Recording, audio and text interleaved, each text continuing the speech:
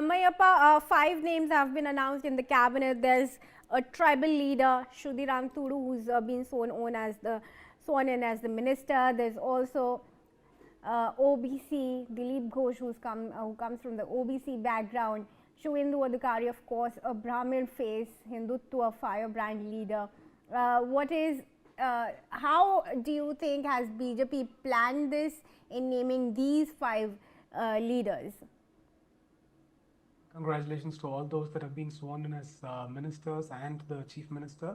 It's a day of celebration, not just for them, for the electorate of Bengal, for the people of Bengal around the world, because they're able to elect a government freely, fairly, without any poll-related violence.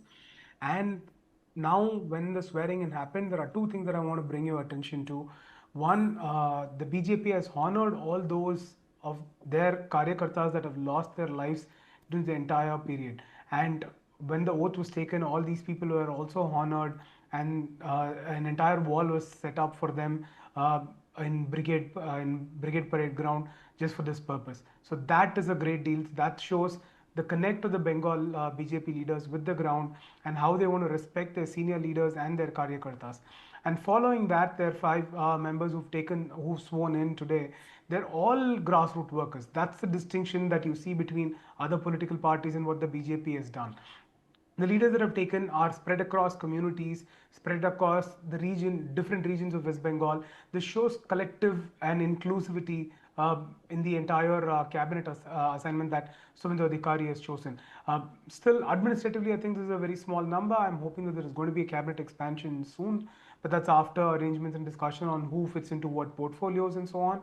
But this is a good assortment of people to start with in the sense of their abilities, their ground connect, them coming from different regions, different communities.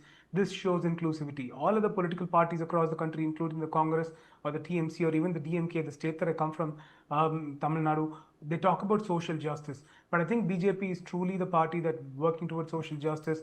Tribal leaders, backward leaders, and leaders of all communities still come into play. People who are actually grassroots workers get to play.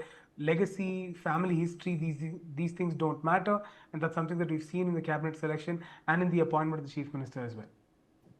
Yes, Mayappan and Rajalakshmi, thanks very much for joining us in the discussion on this. I'm also now in fact joined in by a slew of other panelists I have with me in the discussion now. Himanshu Bhatt, senior journalist. I also have Professor D.K. Giri, who is a political commentator, and Venkat Narayanan is there with our senior journalist. Thank you very much for joining us. Himanshu Bhatt, 5 names and 5 ministers from different backgrounds. Kayast is there, Rajmonkshi is there. There's a tribal leader who's been announced as the minister. We also have, of course, Agnimitra Paul. And Ashok Kirtania, who is from the Matua background. The BJP has kept it very balanced. What is the approach that you think has gone behind putting this cabinet together of Bengal? First things first, let me tell you something. BJP has a solid background and a solid base across the country of having a balanced cabinet always anywhere they rule. You go in Maharashtra, you go in Gujarat, you go in Madhya Pradesh, you go in Orissa, you will find people of almost all spheres being represented in the cabinet. In first 5, you are seeing this, the priority of BJP in the state of Bengal with the inclusion of this of these people. One from Matua community means a representation of Matuas in West Bengal Assembly, which was not there in the ruling cadre up till now, will be always there. Similarly, when you see Agnimitra there, now there's a firebrand someone, who is going to raise the general problems.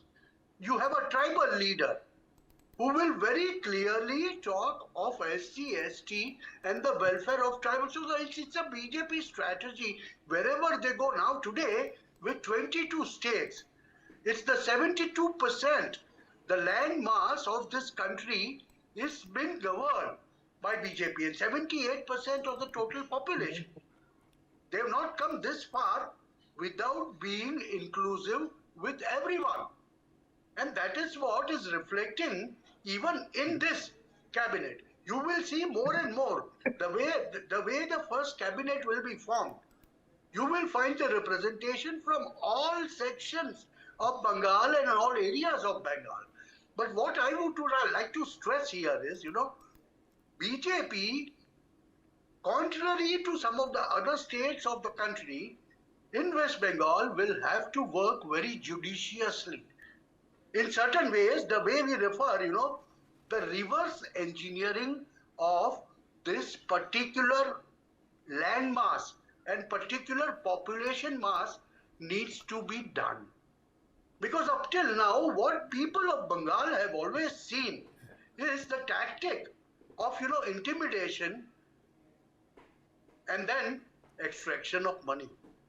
See, you go in any sphere. There is intimidation, there is fear, there was fear, and then there was extraction of money.